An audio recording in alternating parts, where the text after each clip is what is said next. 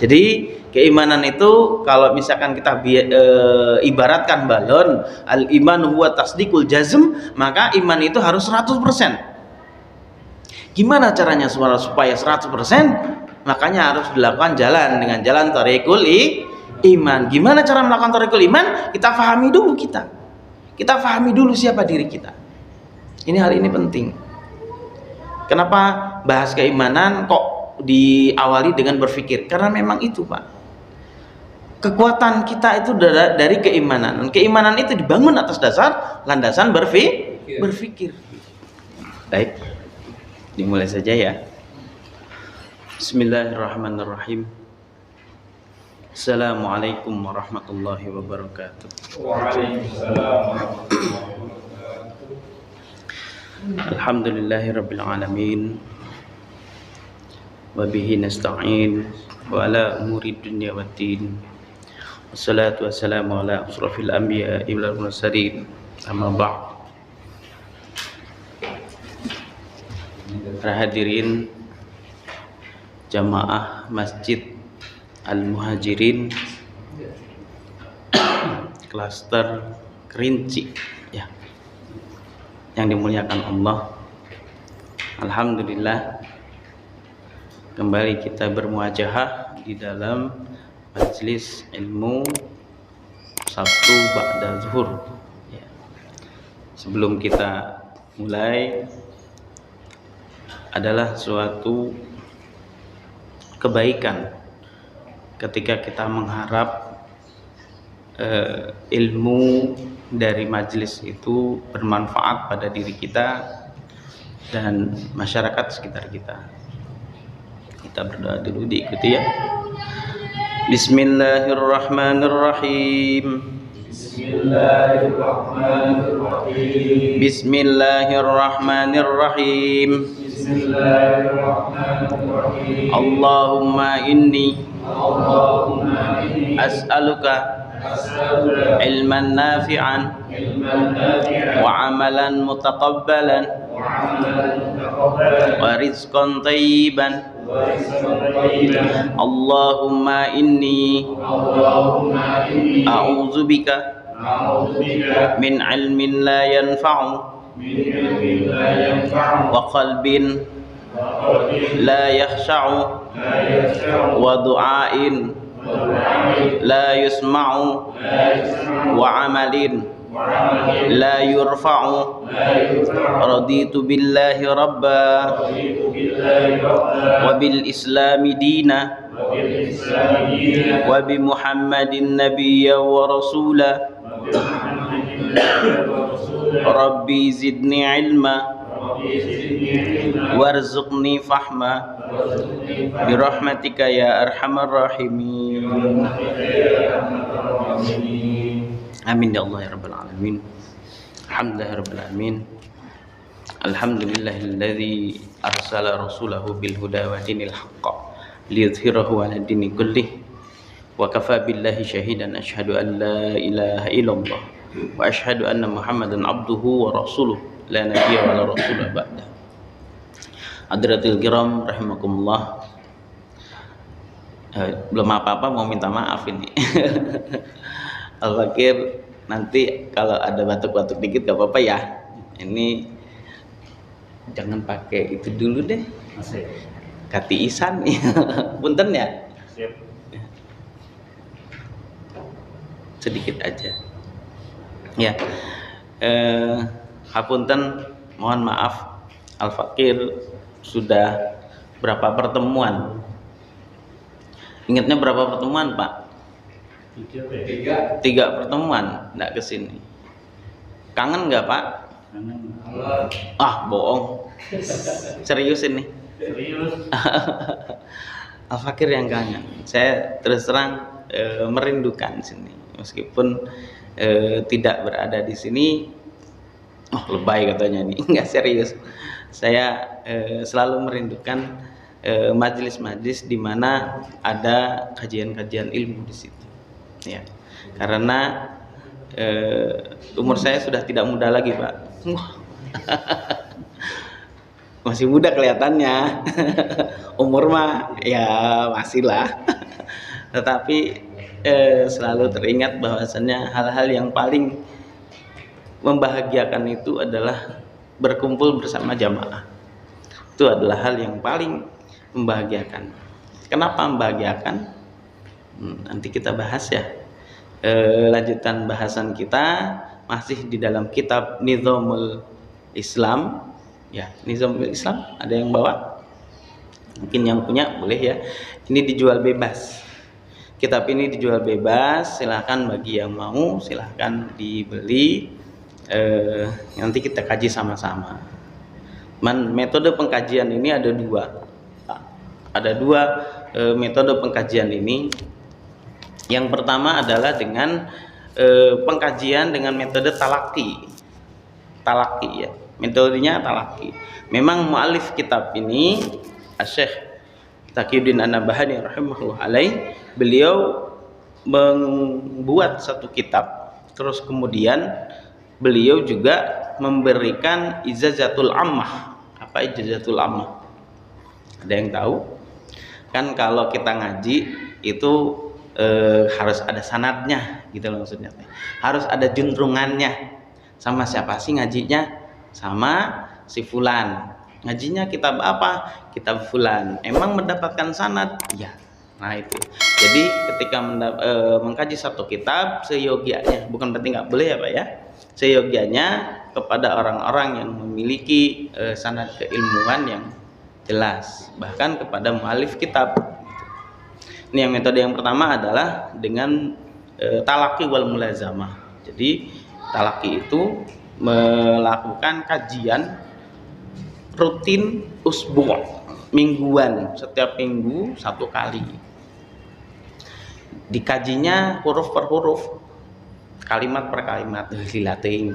Nah, ada metode kedua. Keduanya itu mu'alif kitab sangat menginginkan kitab beliau ini dikaji di majelis-majelis di seantero jagat ini. Ini pernah disampaikan di dalam forum Azhar ya, bahwasanya ilmu-ilmu beliau dalam kitab-kitabnya itu sangat menginginkan dikaji di setiap kaum muslimin. Nah, ada kesempatan bagi kita untuk mengkaji kitab ini bersama-sama. Kemarin sudah membahas masih di bab pertama, yaitu Thariqul Iman. Masih ingat? Masih ingat Pak? Thariqul Iman. Thariq, wa makna thariq? At-thariq, apa thariq? Thariq apa thariq? Jalan. Jadi Thariqul Iman. Bab pertama, Thariqul Iman, jalan menuju keimanan. Ini mualifnya gimana sih? Kita kan muslim, kok malah dikaji kitab bab pertama jalan menuju keimanan, apa ndak beriman kita itu? Itu enggak? Bukan begitu. Jadi, nah makanya mengkajinya harus dengan yang bersanad itu begitu. Jadi tahu maksud daripada mu'alif kitab. Mu'alif itu penulis ya Pak. Maksud mu'alif kitab membahas dari bab awal Thariqul Iman, itu beliau bermaksud untuk melakukan Thariqul Iman agar seluruh kaum muslimin ini melakukan Thariqul Iman, jalan menuju keimanan itu dengan jalan yang sahih gitu. Dengan jalan yang sahih. Jalan sahih itu gimana? Jalan sahih gimana Pak? Jalan yang benar, bukan dengan jalan doktrinasi. Tahu doktrin tuh? Pak, doktrin apa doktrin Pak? Hah? Doktrinasi itu pokoknya sing percaya wae lah. Yang penting kamu harus percaya. Anda percaya pembuat langit bumi ini Allah gitu. Itu doktrinasi sebenarnya Pak. Seperti itu. Tetapi mu'alif kitab menginginkan bahwasanya yang dilakukan setiap insan, setiap manusia itu melakukan Thariqul Iman dengan jalan akliyah. Nah, di situ apa hubungannya Thariqul Iman dengan akliyah? Makanya di kalimat pertama sudah kita bahas di pertemuan sebelumnya bahwasanya yanhadul insanu bima indahu min fikrin. Nah, di situ awalnya kita bahas kemarin itu.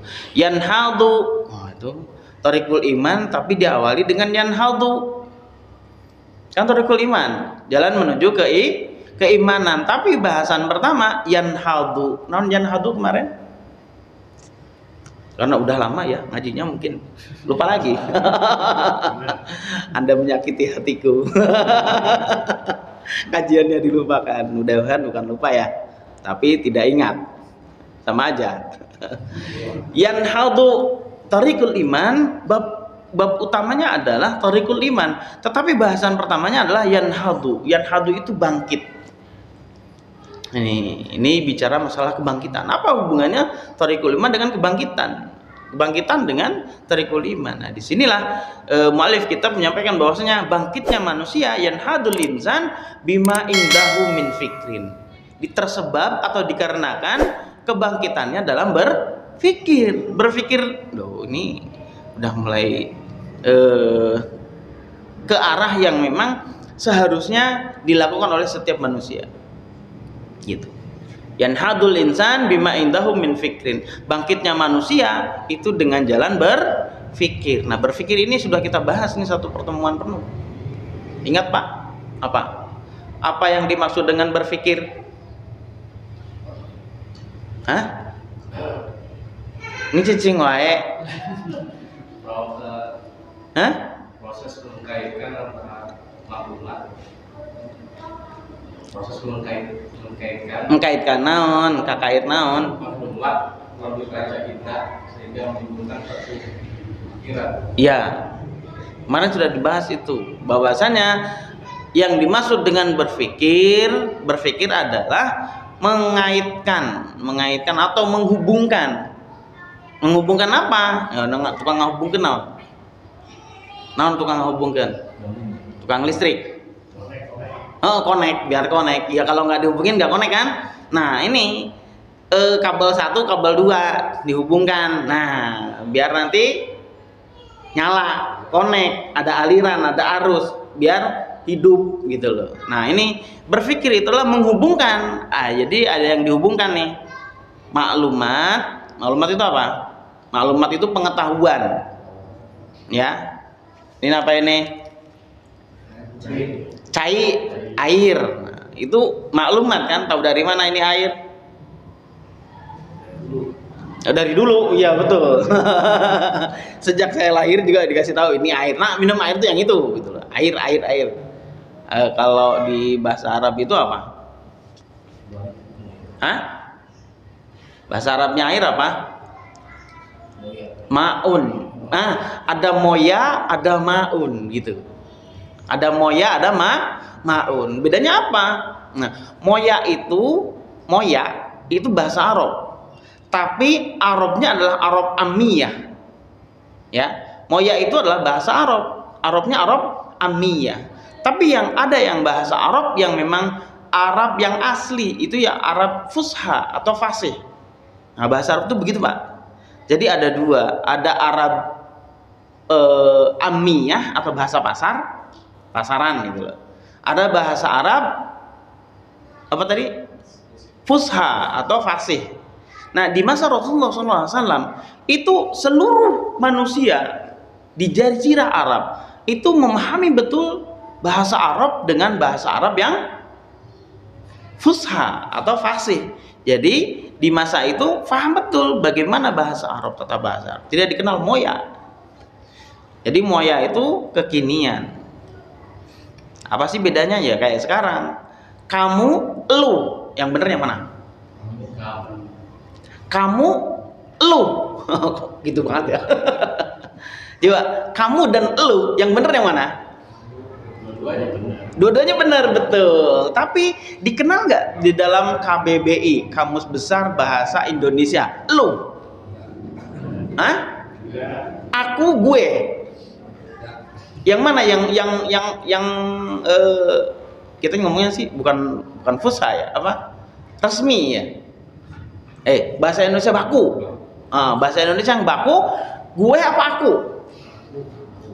Gue apa aku? Aku. Saya apa aku? Loh. Ya seperti itu bisa membedakan ya. Ada lu, ada kamu, ada gue, ada saya. Mana yang baku kita bisa bedakan. Nah di dalam bahasa Arab juga begitu. Di dalam bahasa Arab juga ada Arab Fusha, ada Arab Ammiyah. Di masa Rasulullah SAW dan di masa itu bangsa Arab itu memahaminya adalah bahasa Arab Fusha begitu. Jadi kalau memang sekarang boleh dibilang orang Arab di sana sendiri banyak yang nggak bisa bahasa Arab. Orang Arab nggak bisa bahasa. Yang dimaksud apa? Yang dimaksud adalah bahasa Arab Fusha begitu. Jadi Arab Fusha itu nanti ada kesempatan mungkin Pak belajar ya. Kapan-kapan. Ada jadwal bahasa Arab di sini? Belum ada. Oh iya. Sekalian aja tuh. Kapan waktunya? Oh siap gitu.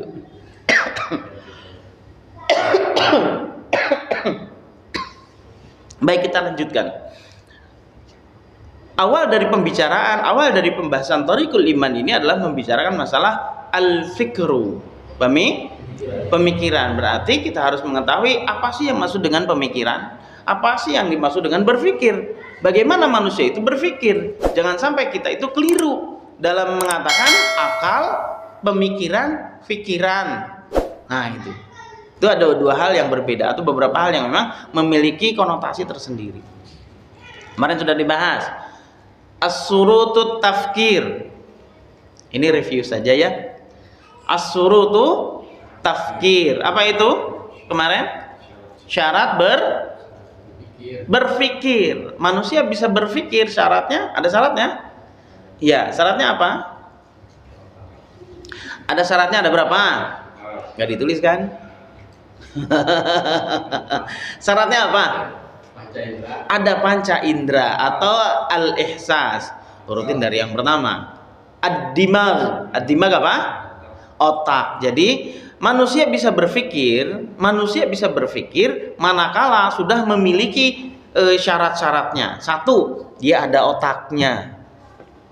Ada otaknya. Coba kalau nggak ada otak bisa pikir nggak? Bisa mikir nggak? Beneran bisa mikir nggak? Lah iyalah enggak. Karena otakan. Kasar banget ya. Dasar nggak ada otak. Iya, ada otaknya. Terus apa lagi? Ada al-ihsas. Apa ihsas?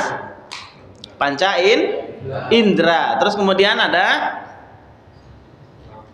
fakta al-waqi'. Gitu loh. Ada otaknya, ada panca indranya, ada al-waqi', ada fakta yang difikirkan. Terus ada apa lagi? Ada ma'lumatus sabiqah atau informasi sebelumnya. Maka manusia bisa berpikir. Nah, ini pelajaran dasar atau materi dasar kita dalam memahami Thariqul Iman. Ini semua akan kita bahas. Ini semua akan dibahas rinci dalam kitab ini. Tujuannya apa? Tadi untuk membangun kaidah berpikir, untuk membangun jalan menuju keimanan kepada Allah Subhanahu wa taala dengan jalan yang sahih. Gitu. Jadi bukan masalah percaya tidak percaya saja gitu.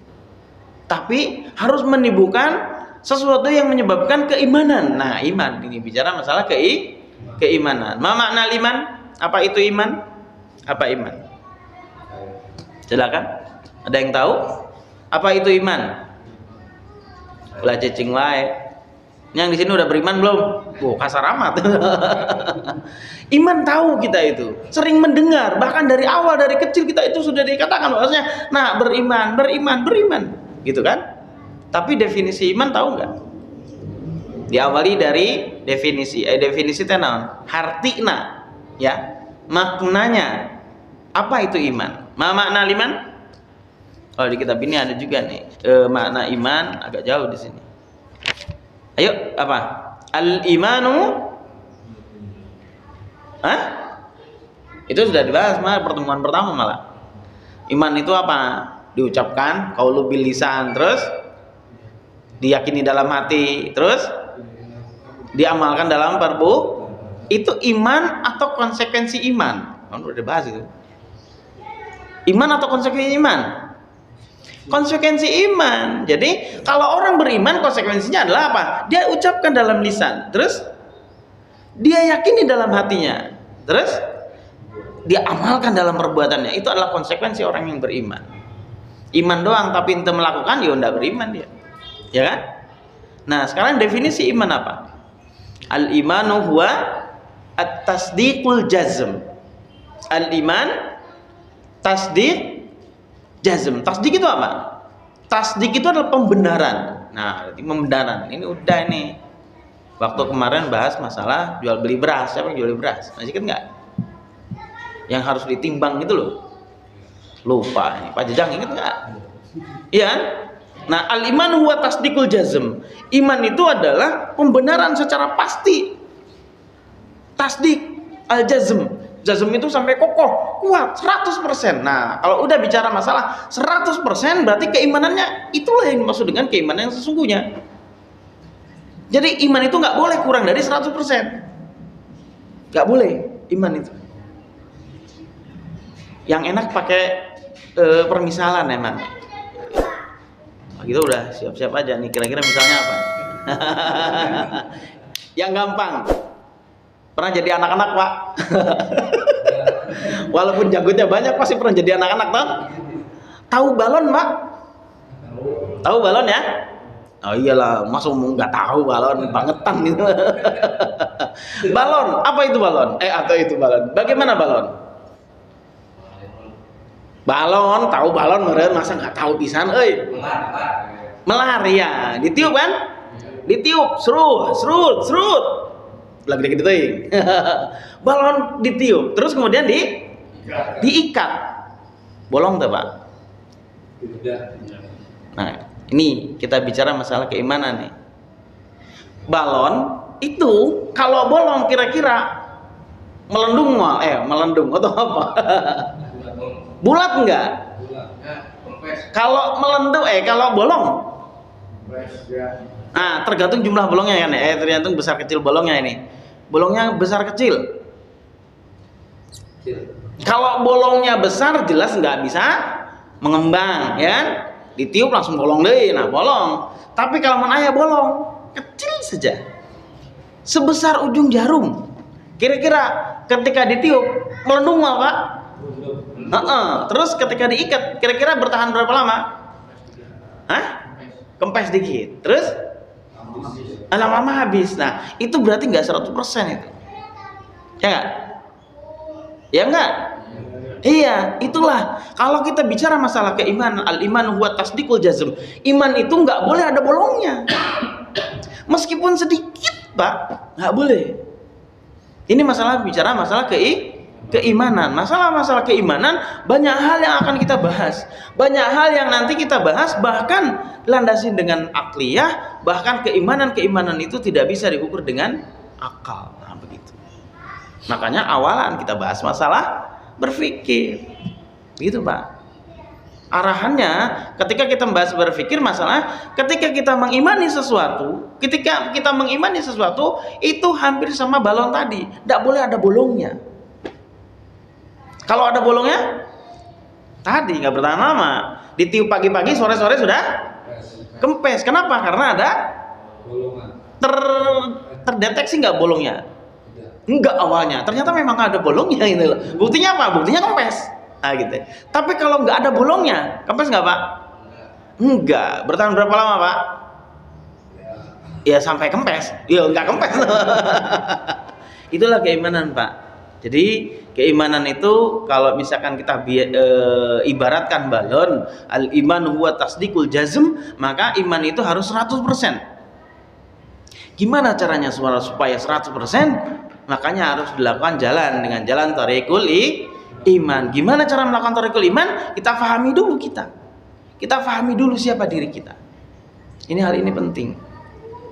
Kenapa bahas keimanan kok diawali dengan berpikir? Karena memang itu Pak, kekuatan kita itu dari keimanan. Keimanan itu dibangun atas dasar landasan berpikir gitu Pak.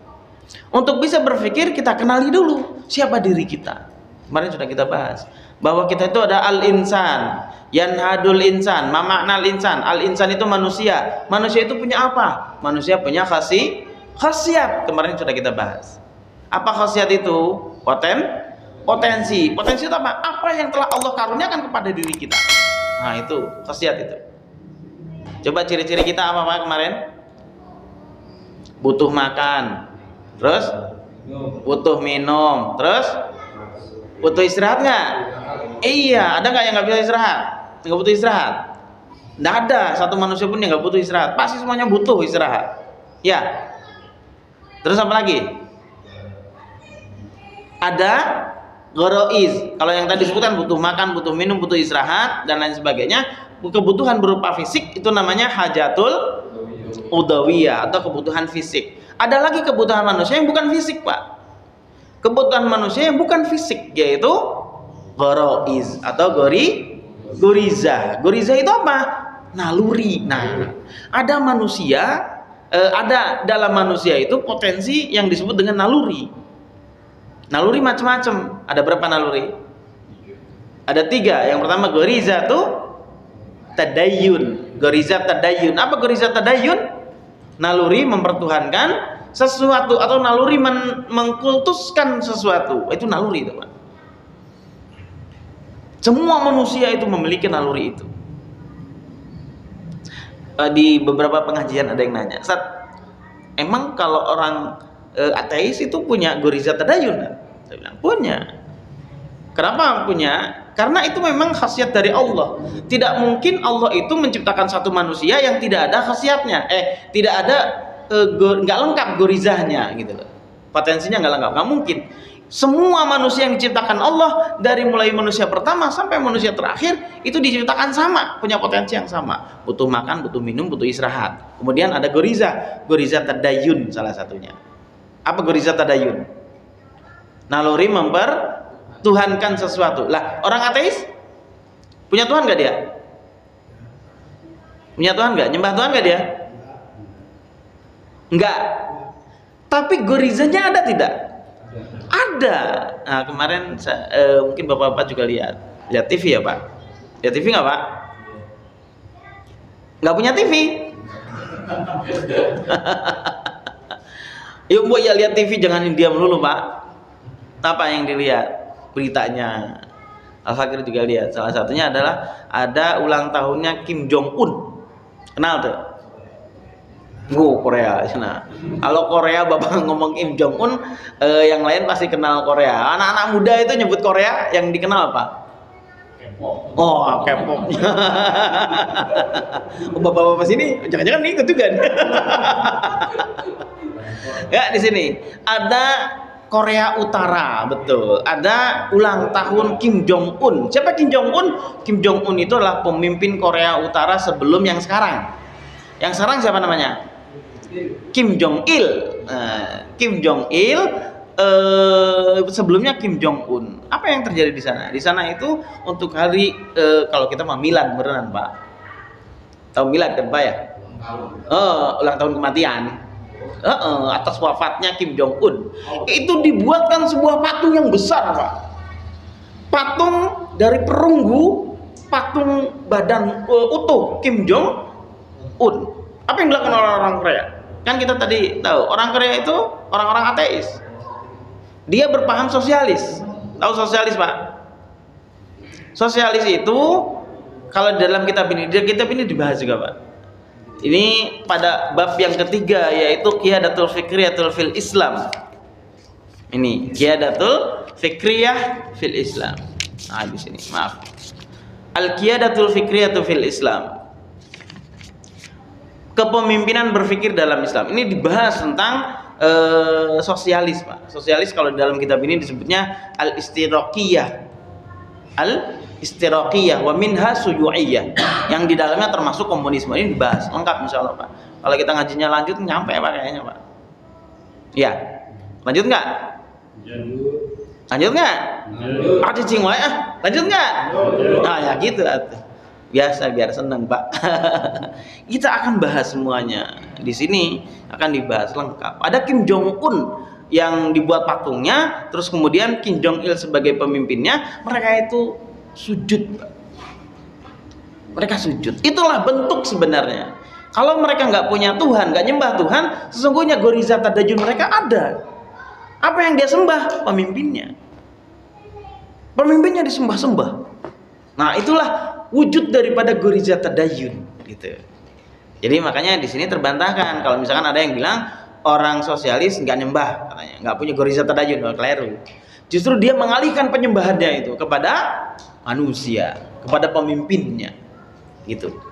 Jadi dia tetap punya goriza tadayun. Jadi udah bahas tuh hajatul udawiyah, terus ada goriza tadayun, goriza apa lagi Pak? Gorizatul baqa itu adalah naluri untuk mempertahankan diri. Udah kita bahas itu. Naluri untuk mempertahankan diri. Bapak kira-kira kalau ada orang digaplokin, kira-kira apa yang dilakukan Pak? Atau mau digaplok lah Pak? Bapak gimana kira-kira Pak? Lawan. Hah? Kabur. Oh iya. Kabur. Lawan. Atau minimal gitu loh.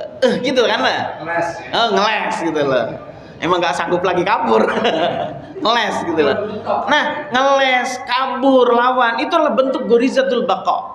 Naluri untuk mempertahankan dirinya daripada doror yang akan menyampaikan akan sampai kepada dirinya. Kita juga begitu. Ketemu ular. Ya, ketemu ular gimana, Pak? Minggir. Hah? Minggir. Kok minggir gitu? Ya itu. Ada yang menyebabkan doror, kan ular gitu ya, yang takut. Dia akan minggir atau pergi atau pukul atau gimana ceritanya. Nah, itulah wujud daripada goriza baqa atau mempertahankan diri. Oke, yang kedua, yang ketiga, goriza. Satu lagi apa? Gorizatun nau. Gorizatun nau itu apa? Naluri untuk melestarikan keturunan atau melestarikan jenis. Ini khusus masalah gorizatun nau, saya membahas mengupas lebih dalam di dalam salah satu kitab Nizam Istima'i fil Islam. Ada kitab Nizam Istima'i fil Islam, mualifnya sama, yaitu Syekh Taqiyuddin An-Nabhani rahimahullah alaih. Al-Fakir alhamdulillah sudah selesaikan talaki kitab itu. Lebih kurang 2,5 tahun. Lama sekali. Oh iya, memang lama. Itu sekarang lebih mudah lagi, ada di dalam dikemas dalam video YouTube ya. Ada program di Hikmah Channel membahas kitab itu. Insyaallah kalau misalkan lanjut kita juga bahas itu ya Pak ya.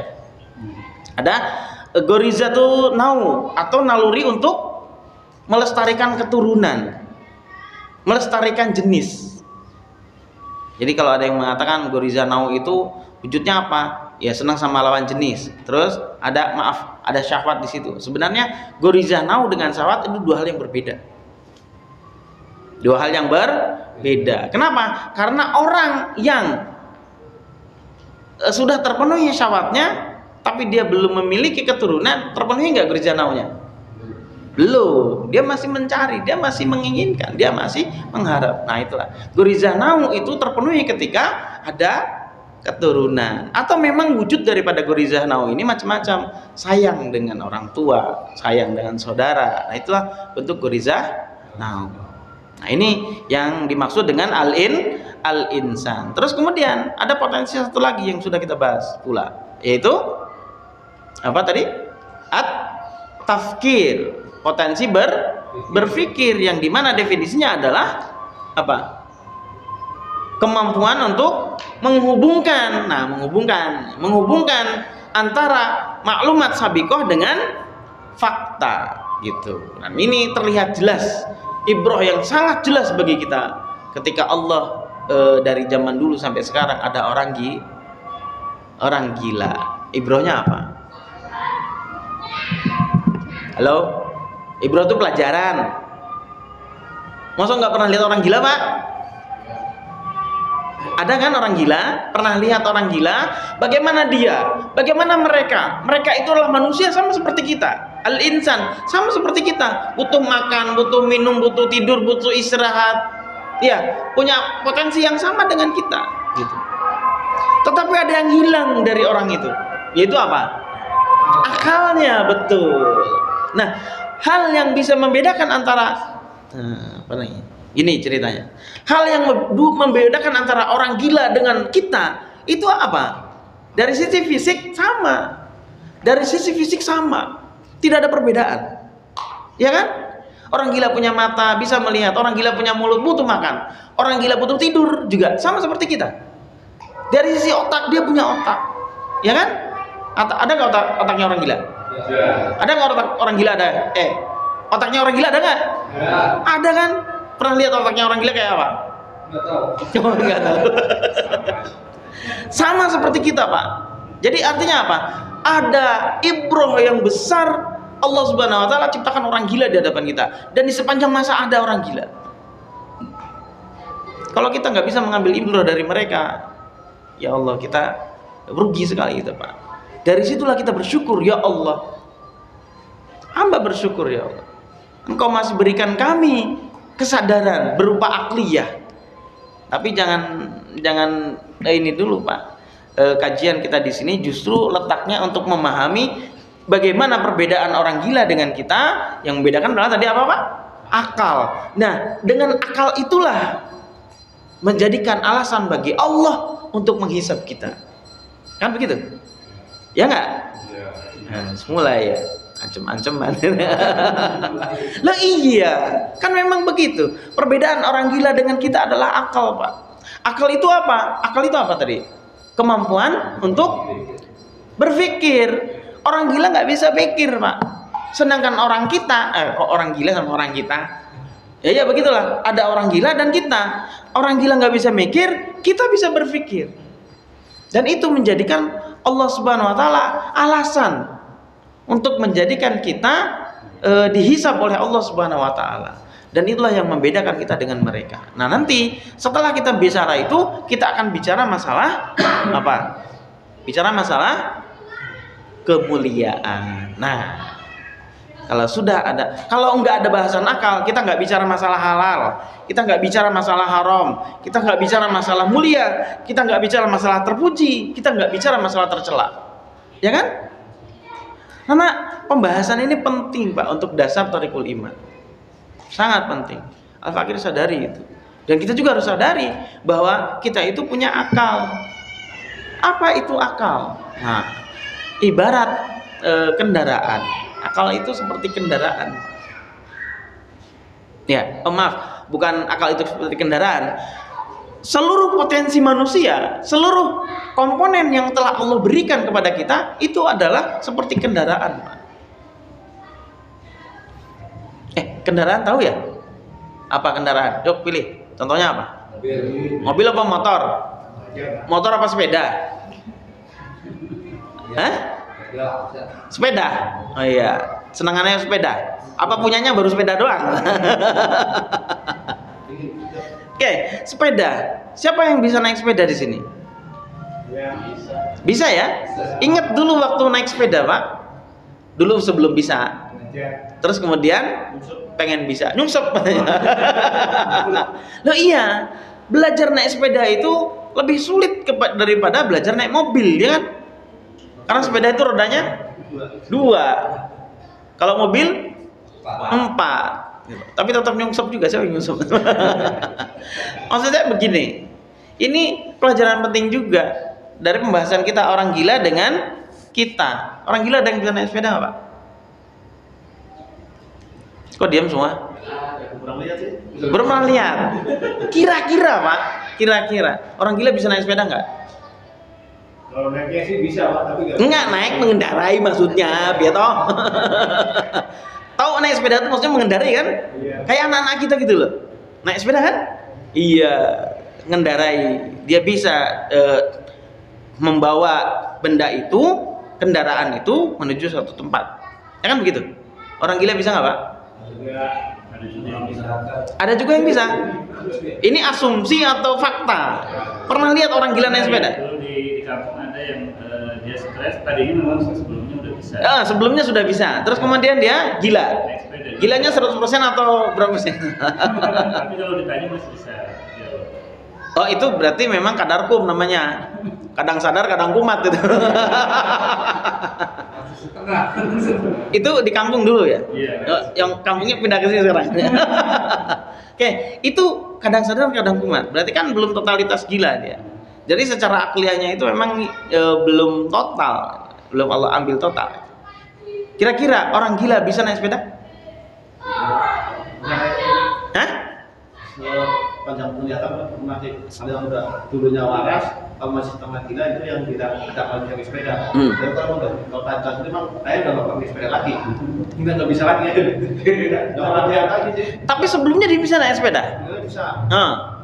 Dia bilang kalau satu dia kadang dia masih bisa. Tapi kalau udah benar-benar gembel itu udah nggak bisa lagi udah. Kenapa, Pak? Takut jatuh, Pak.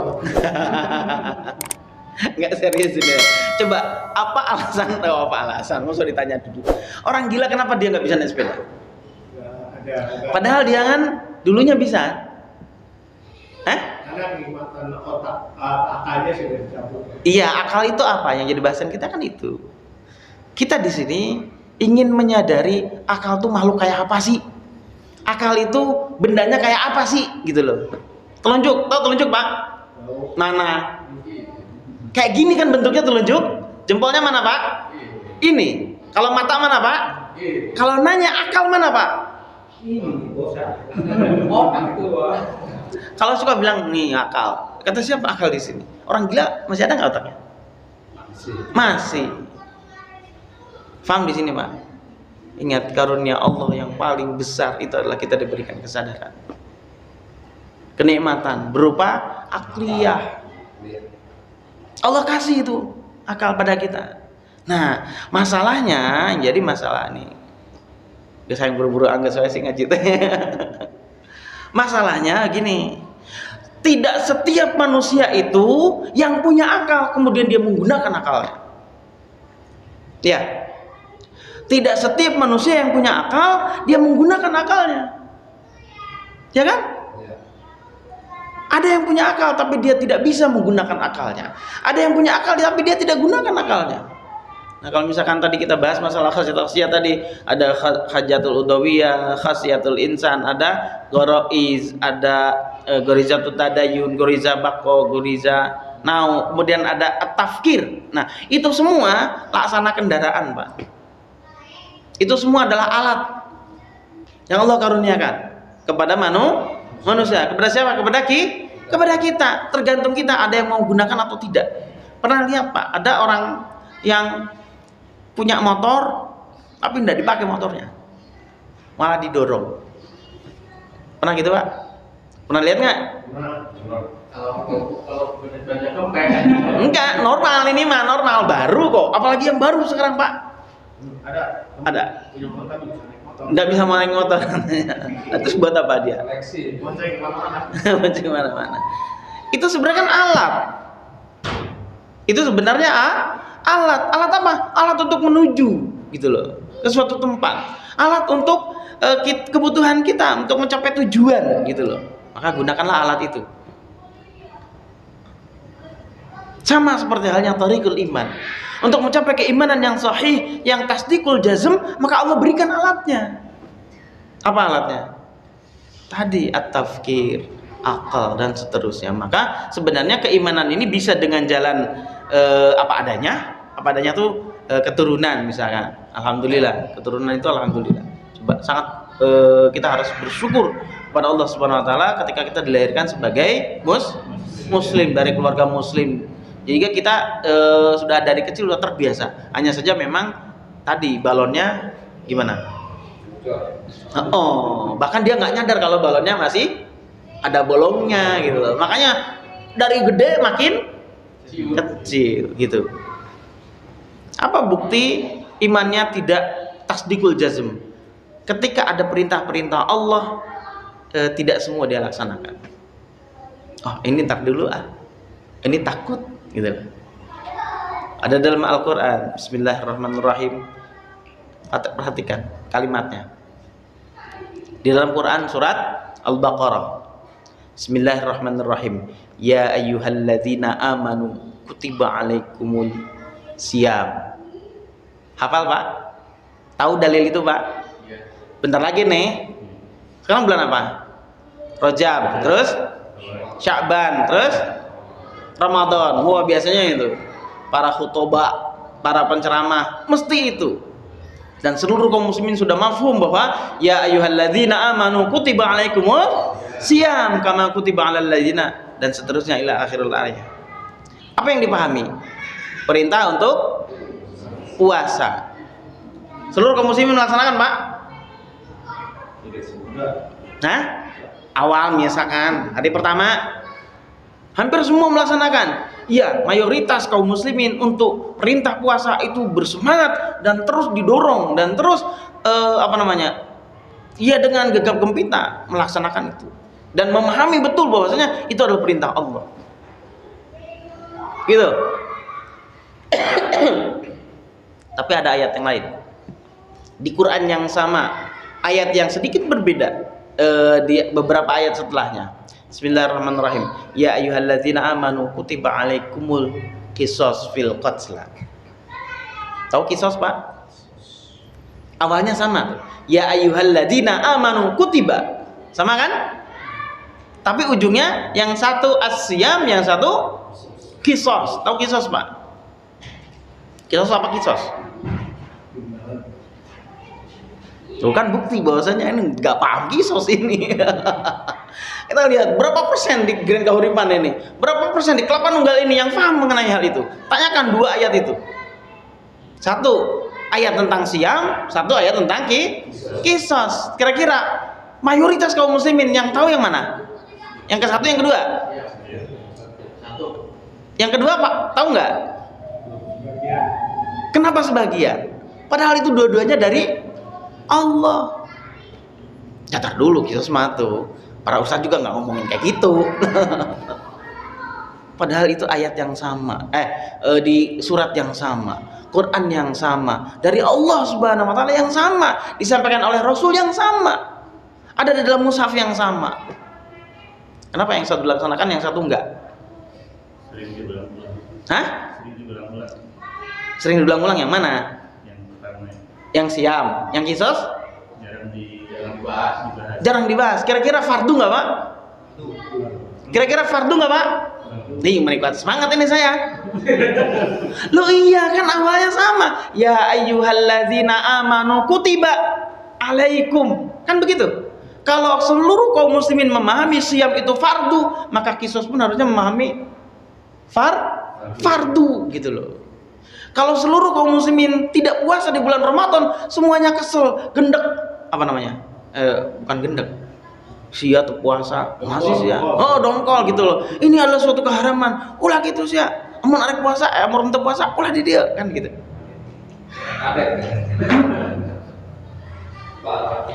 Coba giliran yang qisas, coba yang qisas.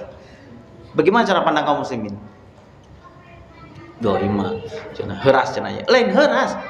Hanya tadi ketika memiliki akal harusnya bisa berpikir sama, ya nggak? Nah inilah pentingnya kita membahas al-aql atau al-fikr. Gitu. Tadi di awal, kalau memang itu sebuah kewajiban dari Allah, kewajiban yang sama dari Allah, seharusnya kita tidak membedakan hal itu. Ya, karena ada yang keliru, ada yang kurang pas ketika memahami khitab ini. Yo, kalau yang itu mah urusan negara, Pak. Nah, udah ngomong gitu. Ya kan? Qisas itu apa? Qisas itu memperlakukan hal yang sama. Itu qisas namanya. Jadi ainun bil ainun, ungsa bil ungsa. Kalau ada orang yang kecolok matanya, maka harus dicolok lagi matanya. Itu qisas, Pak. Serem. Jangan dibahas. Begitu. Kalau ada orang yang terpotong jarinya, misalkan jarinya kepotong nih, Pak nih. Satu. Ya harus dipotong lagi jarinya. Oh, poteskeun cenah atau poteskeun. Emang kayu, petek gitu. Apa boleh begitu? Nah, ini perlu pembahasan. Siapa yang boleh, siapa yang tidak. Ini memang jadi masalah. Seluruh kaum muslimin enggak tahu. Cara melaksanakan enggak tahu, kewajiban juga enggak tahu. Apakah itu ada tata aturannya? Ada. Insya Allah dibahas di sini, Pak.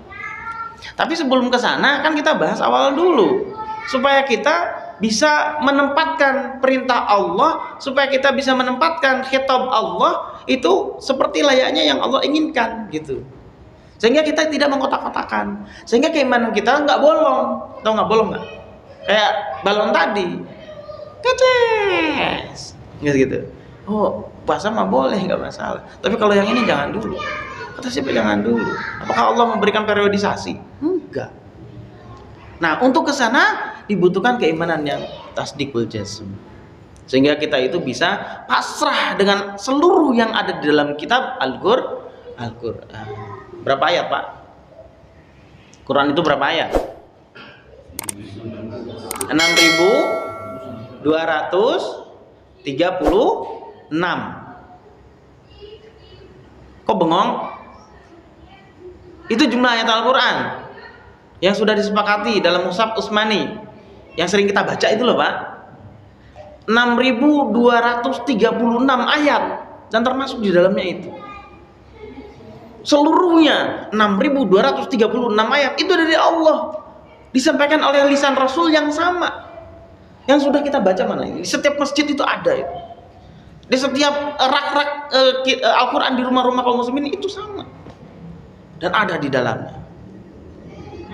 Kondisi saat ini memang kondisi yang tadi, maaf kalau saya menggambarkan kayak balon yang ada bolong. Oh, saya sudah beriman, tapi ya memang nggak 100%, 99,99%. Nah gitu. Kempes nggak kira-kira? Bocor halus katanya. Bocor halus. Yang penting bocor balonnya ya, bukan akalnya ya. Kayak gitu, Pak. Nah, pentingnya pembahasan akal, pentingnya pembahasan al-fikr.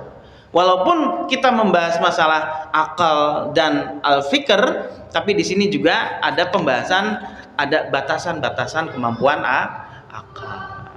Jadi kita tuh tidak bisa menjangkau sesuatu yang di luar batasan akal. Nah, kita bahas itu. Tapi yang paling penting di antara itu semua, Pak, bahwasannya akal itu laksana sebuah kendaraan. Akal itu laksana kendaraan.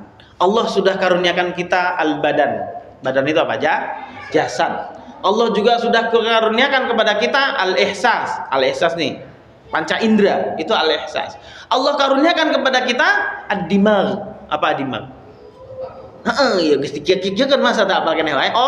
Otak. Allah juga karuniakan sesuatu yang tidak terlihat oleh kita, tapi dapat kita laksanakan, dapat kita rasakan, dapat kita nikmati, yaitu akal gitu loh. Nah, ini semua alat, Pak. Ini semua kendaraan. Mau dibawa kemana arah itu? Kemudian kita ngaji, dengar perintah Allah. Bismillahirrahmanirrahim. Gimana? Gimana? Kira-kira tujuan penciptaan manusia apa, Pak? Nah?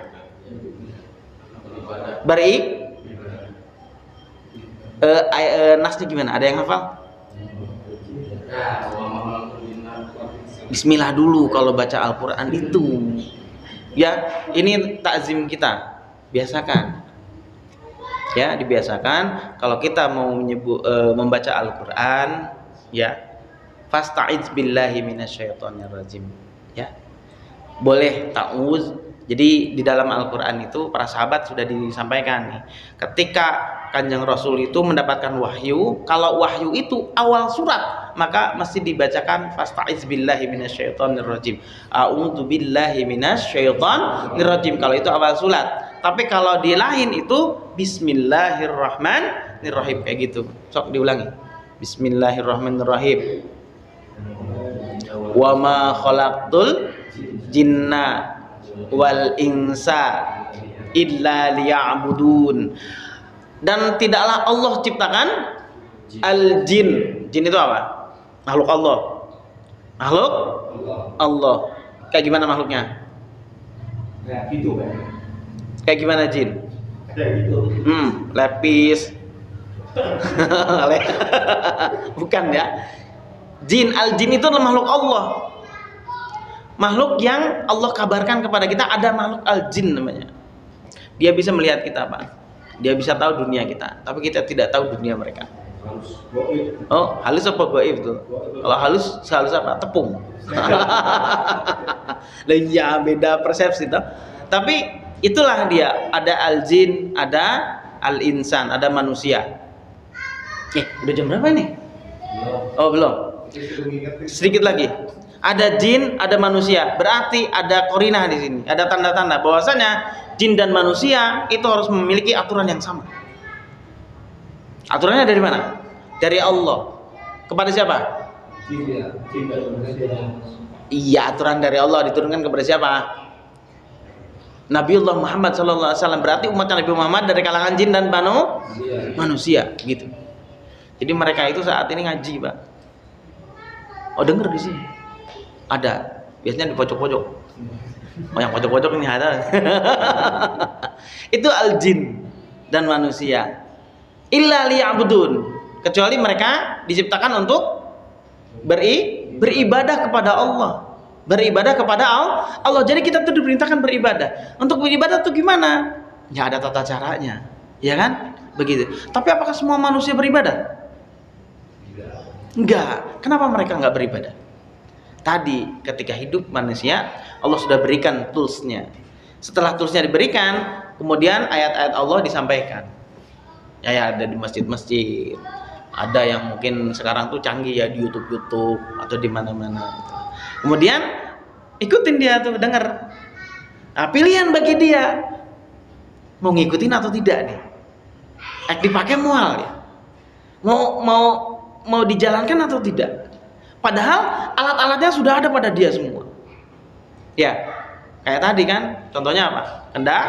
Kendaraan. Jadi ada ad-dimag, ada al-ihsas, ada maklumat sabiqah. Maklumat sabiqah dari mana? Dengar dari ngaji. Itu maklumat itu. Oh, bahwa kita tuh manusia disuruh beribadah kepada Allah. Gimana caranya ibadah? Nah, dari maklumat itu. Cuman masalahnya ketika kita mau melaksanakan itu, nah Allah berikan alat-alatnya itu. Mau diarahkan kemana? Itulah namanya khasiatul insan. Merupakan semua itu adalah alat bagi kita. Ketika kita sudah memahami betul alat-alat itu, maka kita gunakan dengan benar. Begitu. Paham kira-kira Bapak? Pak? Paham tak? Yang paling penting di sini adalah faham dan menyadari. Ya. Nah, faham dan menyadari. Karena masih banyak nih yang akan kita bahas. Ada namanya at-tafkir, ada namanya akal, ada yang namanya ar-ruh. Tambah deh kita. Tafkir, berpikir. Akal, apa akal tadi? Kemampuan untuk apa? Menghubungkan, ya. Jadi tafkir itu melakukannya, akal itu menghubungkannya, mengkonekkan antara maklumat dengan fakta, maka menghasilkan kesimpulan. Oh, berarti begitu. Nah, itulah kesimpulan. Itulah akal. Dan orang gila nggak bisa begitu. Ya nggak? Ya kan? Walaupun tadinya bisa, terus dikasih, bawa ke sia. Dibawa nggak? Enggak. Oh, enggak. Walaupun pernah gitu loh. Tapi dia tidak bisa membawa itu. Kenapa? Karena akalnya sudah Allah ambil. Allah sudah ambil akal itu. Jadi akal itu bukan fisik, Pak. Makanya tadi saya tunjukkan ya. Ini al-ihsas. Ini fisik semua, Pak. Tapi akal itu enggak fisik, bukan fisik. Yaitu apa? Al-idrah. Nah, itu masuk lagi pembahasan ar-ruh atau al-idrah. Kesadaran. Makanya naik sepeda, naik kendaraan itu butuh fokus dan kesadaran. Ya. Gitu enggak? Ya, gitu enggak? Iya. Gitu nak, jawab lah, Pak. Ya, gitu loh. Iya. Lah iya kan orang gila tuh nggak bisa fokus, nggak bisa ada kesadaran gitu loh. Ketika dia mau menuju Cikalagan misalkan, ya dia jalan aja ya, nggak fokus, nggak bisa ke sana. Tapi kalau bagi kita yang memiliki kesadaran, bagi kita yang masih utuh akalnya, maka kita bisa melakukan tujuan ke sana. Aduh, jauh nih ke Sukamakmur. Ada kendaraan, kita pakai kendaraannya, ya? Sudah dipakai gimana? Enak toh? Ya kita bisa menuju ke sana. Yang tadinya harusnya 2 hari, ke Sukamakmur 2 hari. Iya kan? Iya nggak? Pernah berjalan ke Sukamakmur belum? Belum. Tapi kalau pakai sepeda motor, pakai alat, pakai kendaraan, Berapa? 2 jam. Sejam atau 2 jam. Itu yang benar begitu. Jadi ada kendaraan, kita punya tujuan, kita gunakan kendaraan itu. Zreng. Tercapai nggak? Ya. Tercapai. Sama seperti halnya tujuan Allah Subhanahu wa taala. Wa ma khalaqtul jinna wal insa illa liya'budun. Allah ciptakan jin, Allah ciptakan manusia harus menyembah Allah. Jadi kalau ada manusia yang nggak menyembah Allah, berarti dia tidak pakai akalnya. Dia tidak pakai kendaraannya tadi. Dia tidak pakai khasiatnya itu. Bisa jadi mungkin dia tidak tahu. Atau memang dia tidak connect. Ya nggak? Iya. Nah itu iya satu orang. Jadi memang begini Pak, konklusi dari pembahasan kita pada siang hari ini, sadari bahwa Allah itu mengkaruniakan kepada kita khasiat. Ya, khasiat itu ada yang fisik, ada juga yang non fisik. Yang fisik sudah kita bahas tadi, nggak usah diulang. Yang non fisik itu adalah akal. Akal itu adalah sebuah kesadaran. Ya Pak? Iya. Ketika kita itu diminta oleh Allah diciptakan dalam dunia, ada tujuannya. Apa tadi? Liya'budu. Gimana mau beribadah, gimana mau menghamba kepada Allah, ya gunakan alat-alatnya tadi.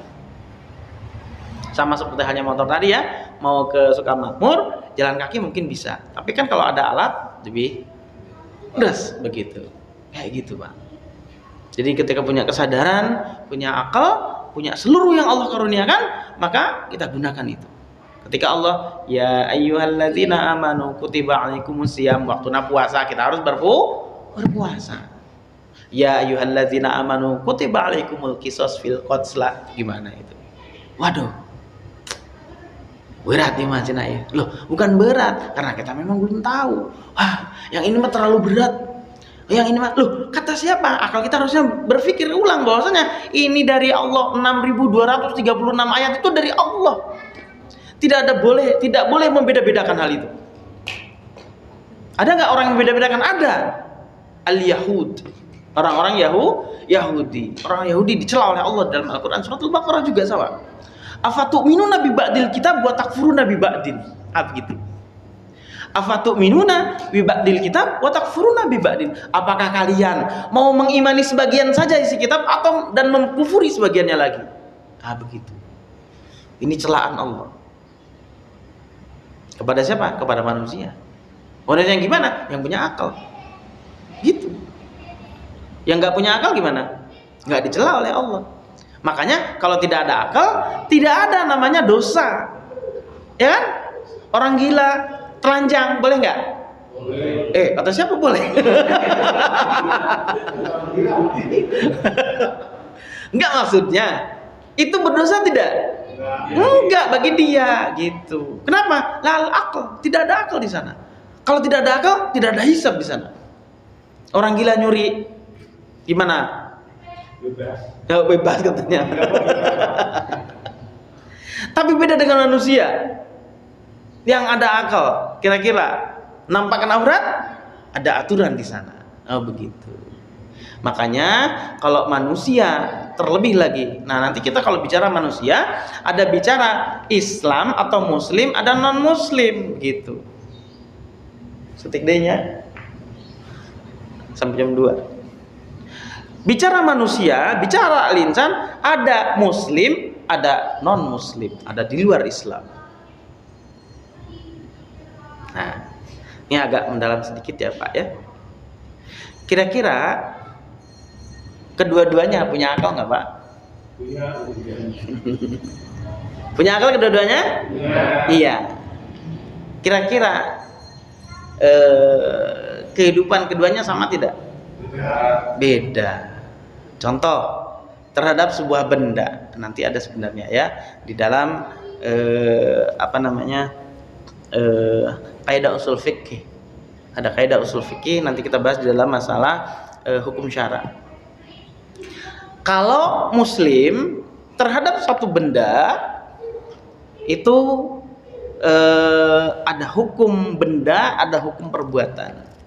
Bagi seorang Muslim ini benda boleh diminum atau tidak.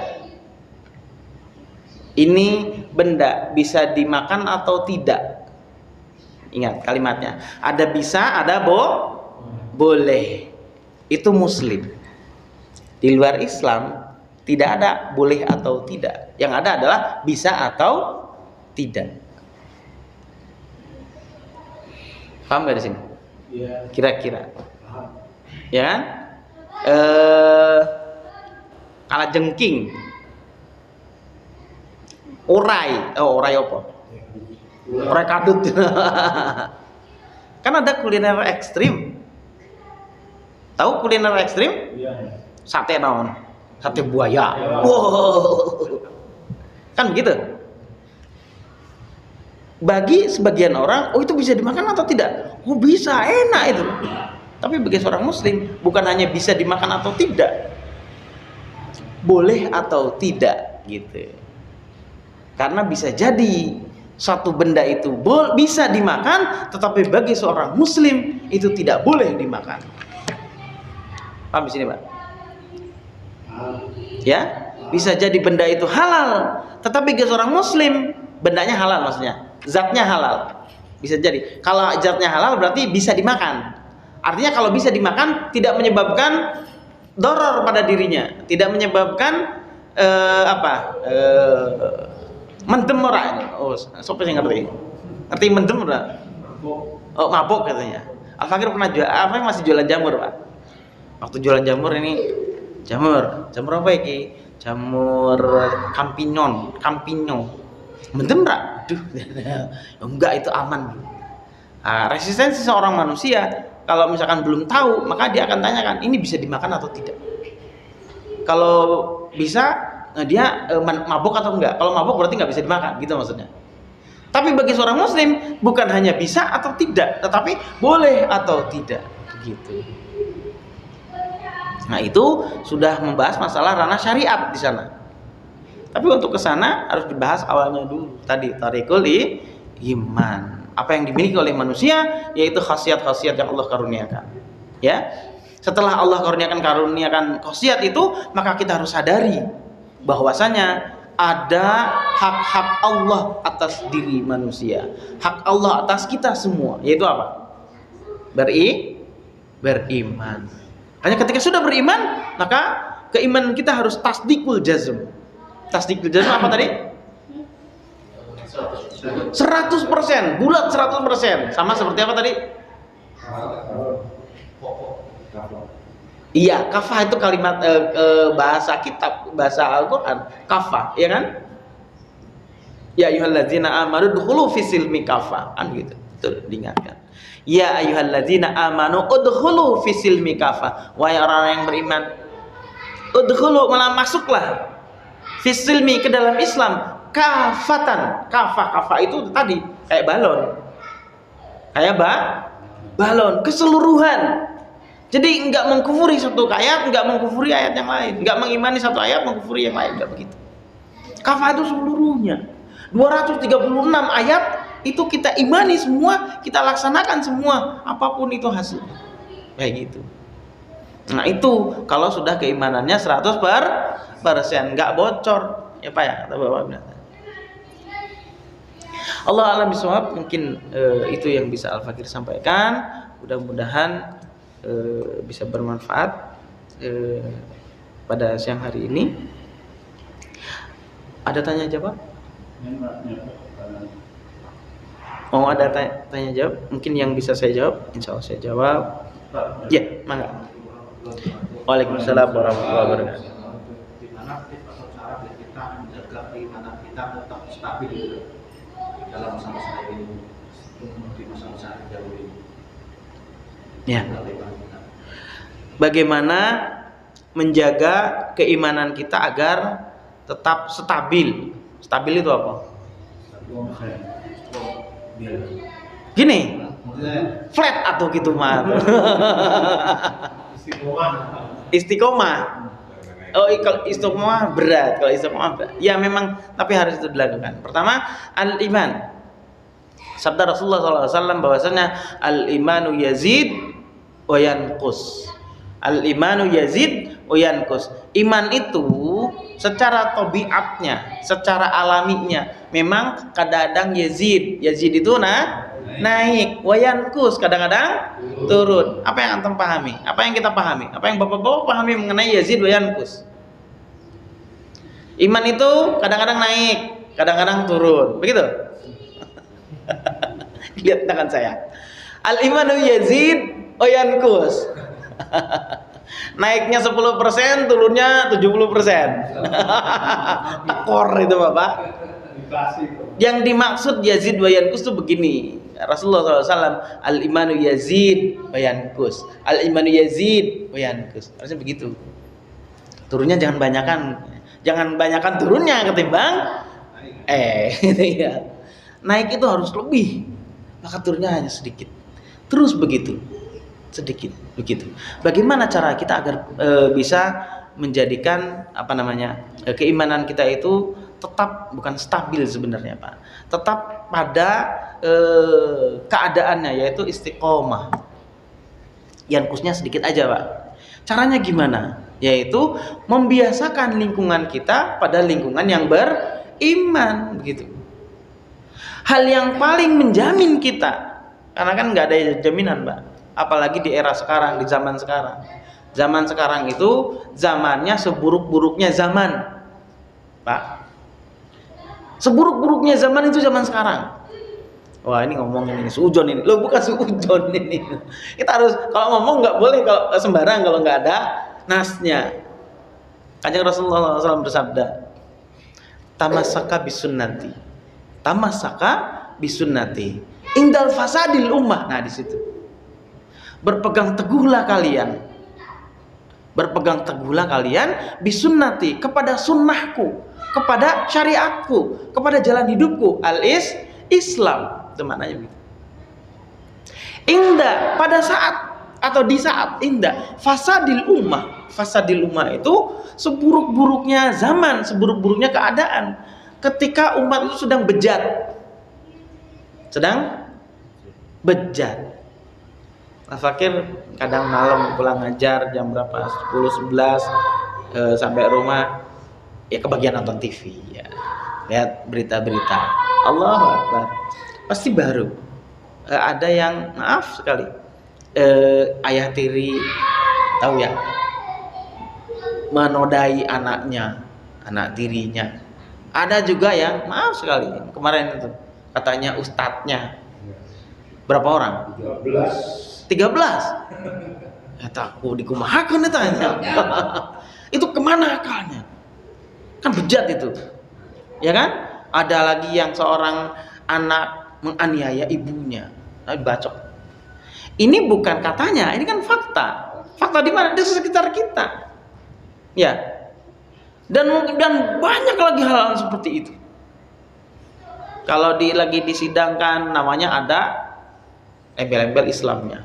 Ya, apa namanya? Muslim bukan? Muslim. Rusak nggak? Rusak. Bener nggak sabda Rasul? Bener gitu loh. Tamasaka bisunnati inda fasadil ummah. Berpegang teguhlah kalian kepada sunnahku, kepada syariatku, kepada Islam. Indah fasadil ummah, pada saat seburuk-buruknya keadaan umat, gitu. Sebejat-bejatnya umat. Jadi keadaan itu ya sekarang. Gimana? Itu sudah diperintahkan oleh Kanjeng Rasul, berpegang teguh. Gimana cara berpegang teguh? Sendirian mah nggak sanggup. Makanya berjamaah. Kita perlu berjamaah.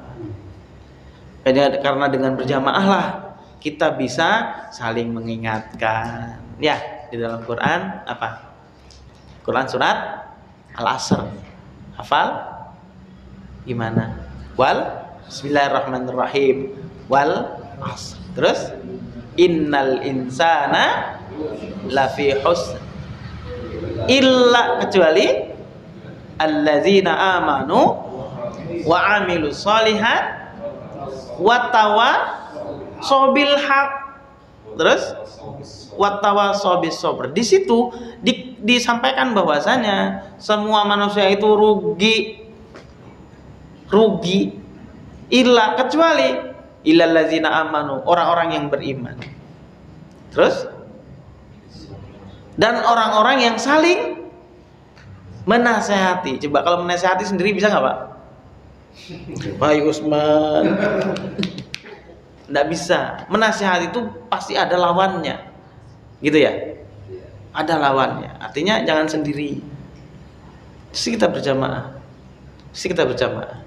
Ya ada di majelis-majelis. Ini kan mengingatkan sebenarnya. Yang diingatkan yang paling besar diingatkan siapa? Ini yang ngomong. Karena ketika menyampaikan sesungguhnya sedang mengingatkan diri sendiri. Gitu. Gak perlu lagi saya mengingatkan kepada diri saya sendiri wabil khusus, nggak usah diingatkan gitu. Dengan berbicara saja itu sudah mengingatkan diri sendiri. Jadi bagaimana cara untuk agar istiqomah di dalam keimanan? Maka ya berjamaah. Bersyukur Pak kalau punya jamaah. Ada jamaah. Dan jangan lepas dari jamaah Pak. Jangan lepas dari jamaah. Ulah cicing sorangan wae. Ulah cicing sorangan. Ya, cek orang Inggris mah. Terekolot. Kenapa? Karena hanya domba yang terpisah dari kawanan saja yang bisa mudah dimangsa oleh serigala. Jadi kalau domba-domba kijang gitu loh, lagi berkerumun, itu sulit si pemangsa itu untuk mengambil. Kenapa? Karena berkerumun gitu loh. Berkerumun itu adalah kawanan, nggak pakai prokes maksudnya itu. Lu masuk domba berprokes. Itu maksudnya adalah tamsil bahwasanya ketika ada kawanan yang terpisahkan, makanya si ajag, tahu ajag nggak? Serigala. Untuk memangsa itu dia pecahkan dulu, dia pisahkan dulu, nih acak-acakanlah. Udah terpisah satu maka difokuskan satu. Kenapa? Memangsa yang terpisah dari jamaah itu lebih mudah ketimbang yang masih di dalam jamaah itu. Sorangan dia, wah saya minta tolong kasasi ya, kan gitu. Dia batur, nah dia ambil, dia lebih mudah dimangsa. Sama seperti halnya kita. Kalau kita tidak berjamaah, kita sendirian, kita mudah futur Pak.